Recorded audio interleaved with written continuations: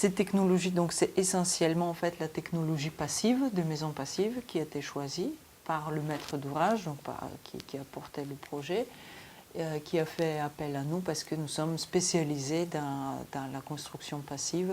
Comment on va parvenir aux résultats pour répondre aux critères qui nous demande l'Institut de la maison passive, c'est quelque part c'est nos choix. Donc là ici les choix étaient très faciles, c'est-à-dire qu'il y a des coupures des ponts thermiques totales, des balcons, ouverture vers le sud, isolation thermique importante sur toute l'enveloppe et puis avec une nouvelle toiture, des panneaux solaires, une centrale double flux extrêmement performante, une isolation au sous-sol. Alors les technologies, donc, ça concerne essentiellement l'enveloppe dans ces cas. Et c'était par rapport au projet, par rapport à l'existant. Donc l'existant que nous avions trouvé, c'était une maison qui n'était pas du tout orientée. C'est-à-dire que nord comme sud, les ouvertures étaient égales. Les ouvertures étaient égales. Il y avait même plus d'ouvertures sur la façade nord que sur la façade sud. Donc du point de vue thermique, mais aussi du point de vue architectural, il était important de fermer au nord où il y a la rue et d'ouvrir au sud où il y a le jardin. Ce qui était important pour nous, c'est de faire un ensemble cohérent. Quels matériaux ont été utilisés essentiellement pour l'isolation? Donc pour les murs, c'était du polystyrène graphité parce que c'est le plus performant en termes...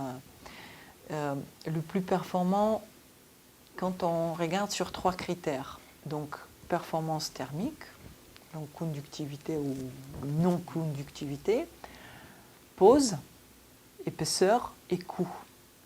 Donc sur les 3 critères, c'était celui qui était l'optimum. Nous avons étudié d'autres solutions avec des matériaux un peu plus écologiques, la ouate de cellulose, etc. Mais on parvenait à des épaisseurs qui étaient difficiles à mettre en place. Par contre, en toiture, comme nous avons changé toute la toiture, il était possible on avait un choix plus large pour les matériaux, et donc là, nous avons opté pour la ouate de cellulose plus la fibre de bois.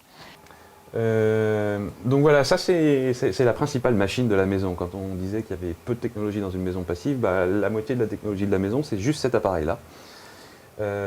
Qui est une ventilation mécanique contrôlée, une VMC, donc double flux à récupération de chaleur.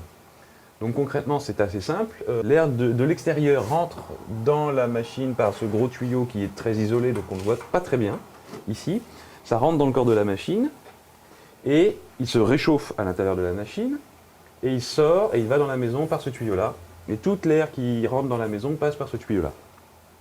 Ensuite, toute l'air qui est aspiré dans la maison, dans la cuisine et les salles de bain, il revient par ici et il re-rentre dans la machine, et cet air qui est chaud, donc puisqu'il vient de l'intérieur, c'est lui qui réchauffe l'air qui va ensuite rentrer.